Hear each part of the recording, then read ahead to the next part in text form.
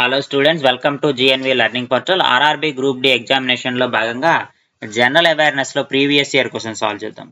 Who among the following was the chairman of planning commission when the first 5-year plan was started? So first 5-year plan అనేది మనకి 1951 లో start అయింది. So అప్పుడు prime minister Jawaharlal Nehru కాబట్టి so ఆ planning commission chairman గా prime minister ఉన్నారు. So Jawaharlal Nehru is the correct answer. ఈ ఫస్ట్ 5-year ప్లాన్ లో ముఖ్యమైన పాయింట్ ఏంటంటే agriculture development in the country. భారతదేశంలో అగ్రికల్చర్ వ్యవసాయాన్ని అభివృద్ధి చేయడానికి, అలాగే టు ఇంక్రీజ్ ఫుడ్ ప్రొడక్షన్.